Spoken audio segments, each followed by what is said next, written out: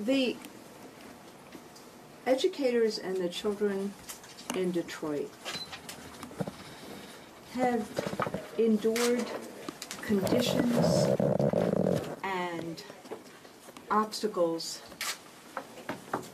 that no children should endure and no teachers should put up with. And that's before this week.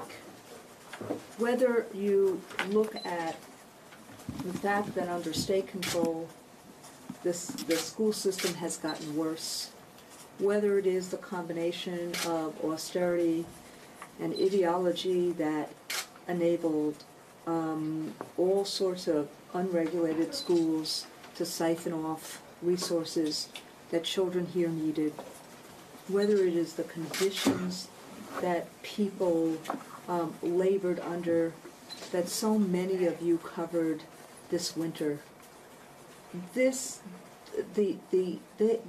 The educators here are real heroes.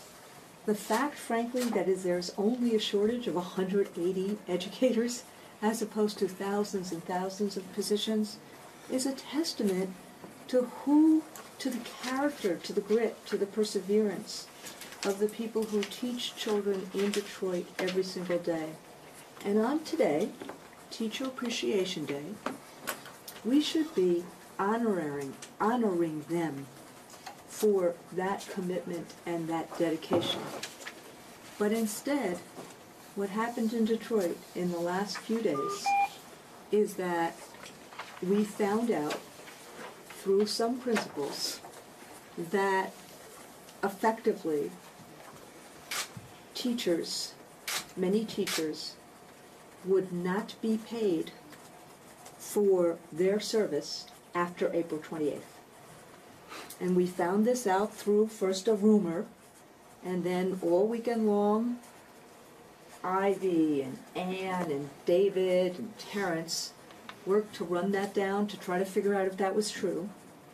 And we found out from the school system on Sunday that indeed they did not believe, they had no assurance that they had the funding to pay people for the jobs they were doing after April 28th. And so the last 2 days, teachers have been effectively locked out of school. And we have been working 24/7 to try to get the assurance that teachers need, indeed, that any American would want, that if you work, you get paid for the work that you do. And so today, we have been burning up the phone lines, talking to people, exploring different alternatives to try to get that assurance. Because educators want to teach children, and children want to be in school. And as you saw from the Free Press editorial and others, people are with us because no American thinks that this is okay. That if you work, you need to get an assurance that you're going to get paid. And so that's what we've been doing all day. It is tantamount to wage theft, that if you work, you don't get paid. And so that's what we've been trying to do. We want to be back in school. And that's why, instead of being at the White House today, honoring teachers around the country, I wanted to be with my brothers and sisters, with the people who have worked so hard and dedicated so much in the Detroit public schools. Ivy, do you have anything to say? I'd like to add that when Randy talked about the White House, we actually have one of our own Detroit public school teachers, Maya Lisa Reynolds, who's being honored at the White House today.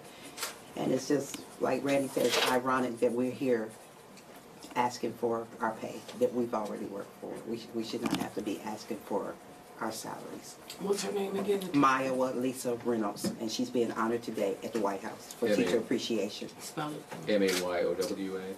I think so. Yeah. Ivy or whoever, maybe David, I don't know, but I think people are wondering, when you say it's tantamount to theft, I think people are wondering where that money actually was, if that's something you're trying to track down. How does that normally work, the payments that go through the summer? Are they actually put in escrow? Or how is that supposed to be guaranteed normally, and what didn't happen here? Well, you would assume that that's the way it went. But after a conversation with Judge Rhodes, he told us that the money is not put in escrow. But he basically has said that that's something that he's looking at because he didn't think it was a good practice that the money was not put aside. But it came out of teachers' checks. Yes. Historically, has it been put into escrow, or has it never been put into escrow? And what do other districts do we know? No, I don't know what other districts do. I mean, David may actually know what other districts. There we go, yeah. I don't know specifically, but I do know other districts set aside the money if it's in an escrow account, or if it's just money they know I can't spend this, it's set aside for this, but in the main account that they hold back the money that's needed so people get paid for the work they did during the school year. And as you do know, we have asked for an audit, and we've asked for, obviously, those practices to get changed. I mean, but the point is that if you actually look at the a summary of 7 years of state emergency management, what you've seen is you've actually seen greater and greater debt. And whether it was Mr. Bob or Mr. Roberts or Mr. Martin or Mr. Early, what you're seeing is that the state control of this school system has actually resulted in a worse system, but on any financial measures or otherwise. Now, Judge Rose, who we've spoken to several times today, and who has been very candid in this process and is very frustrated too. I think he is trying to do what he can. I think that this system is very much in need of the package of resources for the schools, of local control, of ensuring that there is a process by which there is some organization and accountability and transparency for the charters, and that we can start a school year with some hope that we can do what we need to do to help all kids succeed. You characterize this as a lockout. For people that aren't understanding with the terminology, how does this qualify as a lockout? Well, when I say it's tantamount as a lockout, look, this is a situation of, in some ways, in this state, of first impression. I mean, this is a situation where over the weekend there was a rumor, which we found out to be true, that there was no guarantee that people were going to be paid after April 28th. That's what we found out. And that is tantamount to a lockout. Most employers, when they actually say they're not going to pay you, actually close, their employee. But here, in some ways, it was even worse, which was there was a clear statement that we have no guarantee that we're going to pay you, but we still want you to, but we still have kids coming into school. So it's tantamount to a lockout. Do you know how many how many teachers might not be paid after April 28th? Do you have an estimate? There's two different ways of paying. There's a 22 pay period cycle, and I am now 26. So I am now well above my competence level here, and these two folks can talk about it. But there will be paychecks after April 28th, correct? The paychecks after April 28th were for monies that were earned well before April 28th. Right. Okay. But when you say they aren't being paid, and I guess the confusion for us too is the date that we were given by Judge Rhodes yesterday is a June 30th date, and now April 28th is obviously a lot sooner than that. But the June 30th date is the date that they will no longer have money. But when you prorate the monies that the teachers earn and what they make, based on what they've already made and working, April the 28th would have been the last day that they worked for the money that they've already earned. But again, that's assuming that the April 30th comes and goes without any kind of resolution here. Correct. Well, June 30th. Well, June 30th. June 30th. it's Parents wanna add. already May 3rd, right? May 3rd. Parents wanna add. May 3rd. Right. Yeah. In terms of the audit, Judge Rhodes said yesterday that the books are open, but the district didn't have money to do an audit. If the DFT wanted to foot the bill for the audit, so be it. Would foot the bill for a forensic audit? Well, I wanted to get back to the question that was asked before, in terms of the amount of teachers that this actually affects. We have about 2/3 of our membership that are on 26 pays. The other third of our members are on 22 pays, which, if in fact there is no money after June 30th, the entire workforce would be affected. The 22 pay folks would not receive a check in July, and the 26 pay folks obviously would not receive checks throughout the summer. What you have is you have a traditional pay lag situation where you were paid several weeks after the work that's already been earned. So when we say, that's why when we heard the rumor, we spent the entire weekend, Ann Mitchell and David Hecker and Ivy and Terrence spent the entire weekend really trying to track it down. Sure. And not, but we had to tell our members. We had to be transparent and tell our members the rumor we heard. And then by Sunday afternoon, it was clear. And, Judge Rhodes was very transparent. And it was clear that they did not have the guarantee that he believed they needed to assure people that they would get paid for the work that they had done after April 28th. So there were discussions apparently up in Lansing this morning with the House taking action on it with their package of bills, that there could be some kind of an emergency loan that would hold teachers harmless for those summer paychecks. David, I know you keep your finger on the pulse of things up there pretty well. What was the last that you heard up there, and could there be a resolution for this, and could Ivy get the guarantee that she desperately wants? Well, what came out of the House Appropriations Committee today barely came out with bipartisan opposition to the package.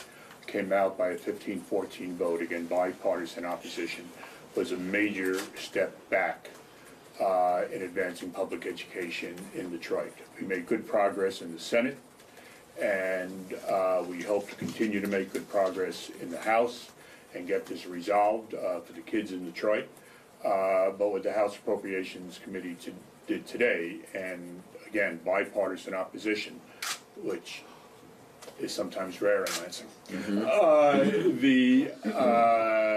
was a major step back. So I do not know the intricacies of the loan. But there was a loan package. There was supposed to be a loan package. I do not have. I'm down here, so I've been communicating obviously with our staff in Lansing, but endlessly. But I have not seen everything that has come out of the committee. I just got a rundown of the things that came out of committee. But this money. The bottom line to us, as Randy said, is people have done the work, and if you've done the work during this school year, the district is obligated to pay people. It's basic law. There shouldn't even, and not to mention human decency and the American way. There shouldn't even be a question. I understand, but Stephen Rhodes says there's no money there. So right. if Lansing were to deliver this emergency loan package, would that be a starting point to getting folks headed back? Well, that's why we've said that all afternoon we've been on the phone, we've been talking to everyone. We are not, we are turning over every rock, every stone, trying to do whatever we can to try to find these assurances. We want to be in school teaching children, and that's what we want to do. But you cannot, in any good conscience, ask anybody, once they know that there's no guarantees, you can't ask anybody to work without a guarantee that they're going to be paid. Right. No, and so we are separate and apart. We did hear at one point or another one of the appropriators say that they thought there should be a loan. We heard a quote like that, but as David just said, the bill that came out of the House today, the committee today, was a huge step backwards in terms of the bigger picture. Understood. Steve Rhodes said yesterday something about $200 million, asking for $200 million. Is that your So understanding of what this is? this is the 200 million is different. So Okay. what came out of the Senate was $515 million to pay the debt, and then another $200 million for working capital for the district to move forward, transition back to local control as the Senate The new bill district. provides for. The new district, Right. right. But that 200 million could come down now to the current, well, when the bill's passed, the new district will be in place. If the bill's passed, the new district will be in place in September. July.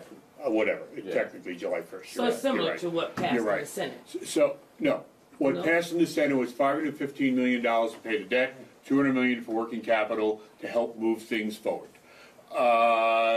Today, the House Appropriations Committee just talked about the debt, the $515 million in debt. They did not approve another $200 million for working capital, and the emergency loan provision is totally different than the 200. So, and If the Senate package passes and becomes law, the district will be able to move forward.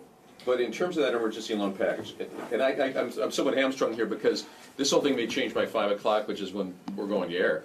So, are you optimistic at this point with word of this emergency loan package, or very skeptical? Please characterize where you kind of stand on this idea that there may be a lifeline. Let me just say, we're working hard to find that lifeline. And we're talking to everyone we can talk to and burning up the phones. That's why we were delayed. We are really working hard. It is our priority to work with anyone who will work with us to try and get the assurances that educators need, that they will be paid for their work. And what form must those assurances take, Randy? Does it have to be a bill that's approved or emergency loan package that's approved? What would qualify as assurance? It has to be a common sense assurance. It has to be somebody who has the power to make the assurance, making the assurance. So, that's why we're saying we've come up with a bunch of different suggestions. There's been some conversations back and forth. There are people who are really well-meaning in the state of Michigan who really hate what's going on right now. And, separate and apart from the statement we heard from, who was it? Speaker Cotter. Speaker Cotter. Yeah. I mean, look, at the end of the day, how you call what they have done to Detroit's children and teachers egotistical, let him live with that. But separate and apart from that, you noticed we are really rolling up our sleeves and trying to find a way to have this school system educate children. So I can't say that we're optimistic or pessimistic. I can say that we are working really hard to find a way. And there are people within the government who are trying to do the same. But I just don't want to, this is we're working. So I just don't know. I don't mean to fence. I don't know whether we're optimistic or No, I totally pessimistic. understand. We're just working. And let me also, if I can, while we're here, I texted our lobbyist for more details. The emergency loan that passed was tie-barred to changing the school code bill that basically says that the new code is not the successor employer to old code. So basically says the employees at DPS today aren't necessarily the employees at NUCO. The collective bargaining agreements aren't there. The unions aren't there. The Senate bill was the exact reverse. The Senate bill said NUCO is a successor employer. So, they pass bills that say emergency loan availability, and then they tie bar it to really an attack on the men and women who educate our children at DPS. So, that's well-meaning. What's It's, My And God. the emergency It's loan not is fair. really Yeah, it's something not that's, specifically geared to this situation right here, and should be, in theory, independent of the 500 and the 200 Right. and the new, Right. in theory, right? Like this should be something that gets you through right now and Correct. pays the teachers But what you, they're owed. but you can see what's going on there. Oh, clearly. I mean, it's just, it's appalling that, that the House, look, there's real differences that we have with the governor, with the Senate majority, but they've actually at least tried to push a solution through. What the House has done is sat on it, and now, after helping to create this mess, trying to condition something on clauses that are reprehensible and will go and and horrible. And You see them as union busting? I mean, that well, sounds like I would actually say that union busting is the least of what I see it. But frankly, we are looking for a solution. So my job today is to roll up my sleeves and to help children in this district and educators in this district cobble together the end of a year where they have just been thrown so many horrible things. That's my job today. You know, it would be easy for me to actually say what I feel, but I am really trying to roll up my sleeves and try to get a solution so that kids can be educated. So that kind of resolution that you're talking about appears like it's not going to happen this week. I mean, very realistically. Well, we're just, as we said, that we heard this from the grapevine. Right. We're just looking at our emails as we're talking to you. Sure. Obviously, that is not a solution. Right, but I guess what I'm asking is, I know the DFT, is the meeting still scheduled for this afternoon? Yes, definitely. I mean, what is I guess there will you find out the will of the membership going forward? I mean, could this be continued for the very least throughout the week? I mean, what is, Well, I think it's. what's I mean, the immediate? I think we've been pretty clear that our members want an assurance that they're going to be paid, and that's what they're expecting. And so, we'll move forward with our meeting tonight. But we are, as Randy has stated, we're working very hard and very diligently to try to get some sort of assurance from someone of authority, someone of power that can assure our members and assure the public that school is going to happen beyond June 30th. And what happens tomorrow? What are you advising your members to do tomorrow? Well, we're going to be at the 4:30 meeting, and we'll see what happens by 4:30. As I said, we are working very hard, but our members want to know that we have done everything in our power to try to find a solution. But at the end of the day, think about what's going on. What will the recommendation Which be to is- membership at 4:30? Any idea based on what David's learned? Well, we don't know, because maybe something will change Right. between now and 4:30. We're continuing to have conversations, With as people. Randy said. Our members want to work. They want to work. They miss their children. They want to educate children. But no one can be asked to work without being paid. A walkout is possible again, a third day. And we're not calling a walkout. We're locked out. A lockout is possible tomorrow. Well, think about what's going on. Again, it is, most employers, when they decide not to pay you anymore, would actually close their doors. This particular employer said, I cannot give you an assurance of being paid, but we're still keeping the doors open. That is tantamount to a lockout. In some ways, you could argue it's even worse, Right. but it's tantamount to a lockout. And so that's why this is, in our view, a lockout. And so they have to change, and we have said to them, if you give us the assurance, we want to teach. We want to be in schools. We want children to have, the end of their school year. But you have to give that assurance that you're going to pay people for the work that they do.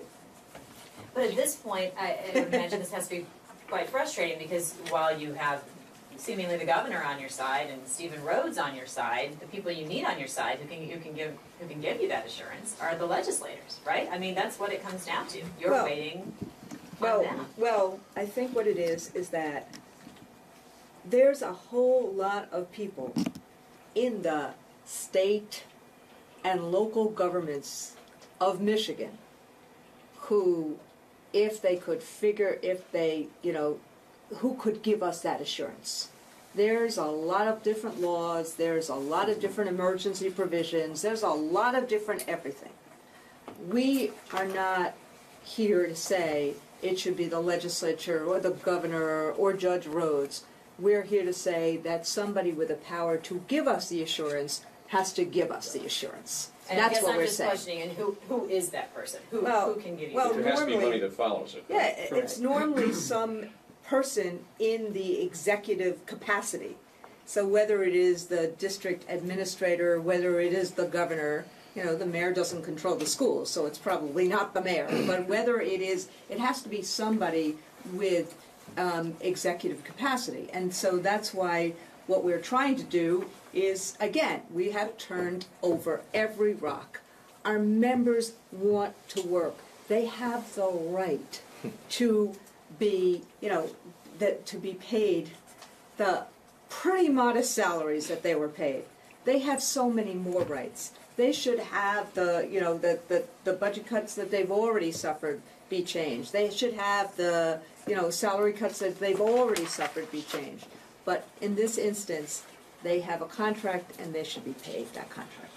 Okay? Randy, Okay, can I everyone? ask a question from the phone? Sorry Yes, to interrupt. yeah, sure. Identify yourself. This is Emma from the Washington Post.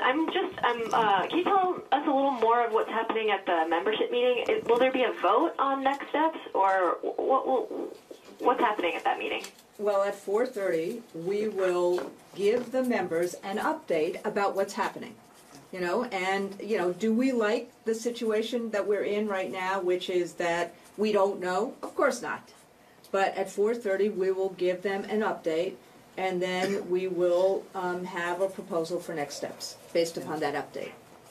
So parents in Detroit, are they, right now, so they can expect to sort of not know what tomorrow holds till fairly late afternoon or evening? Do you think that's fair? Yeah, I think that's fair. But you need to know that our parents are supporting us. Can you talk a little bit more about that? I mean, what, You know, obviously it's putting them in a bad spot even if they're Yes, but you know what, they understand what's going on, and there's a bigger picture here. You know, right now we're talking about teachers not being paid for the hours that they work, but the bigger picture here is funding for Detroit Public Schools. And we know that we've been talking about this issue throughout this last year. And we want to have a quality school system, and our children deserve to have that, and our parents want the same thing. You know, so that they understand the bigger picture. They understand that the teachers are fighting for their children and that we're being advocates. A lot of people are saying that Lansing is holding the money hostage and the children of Detroit hostage. And is that how you see it? Actions certainly speak louder than words. I mean, it is a reprehensible situation that's going on right now. Can somebody address the audit before you cut it off? The forensic audit. I think Terrence was... Well, I mean, you know, one of the things that we're requesting is really to open up the books and let's see what has happened with the district's finances. To have a miscalculation or whatever this was that's not going to pay us beyond June 30th is just you know just ridiculous. And so clearly the district doesn't have a clear handle on its finances, and so we need to get to that point where they are able to say to us, here's what our budget is, here's what we can afford to pay, here's what the money is, and that just has not happened. The 47 million, 48 million that was approved, that money was said to have gotten the district through the end of the school year. What kind of answers are you getting when you ask, well, why did you say that if that wasn't the case?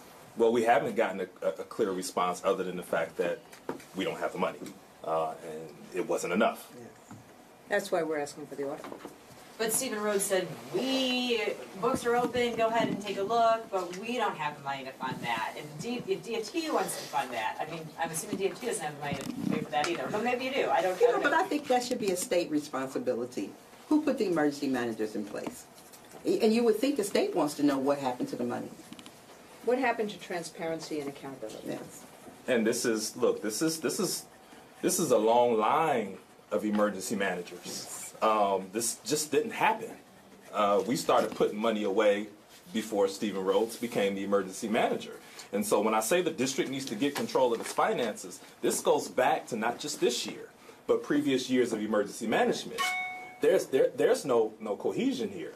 And that's a grave concern to our membership and to the general public. Okay, you're going to have to Thank end you it. very Thank you much. all. Thank you.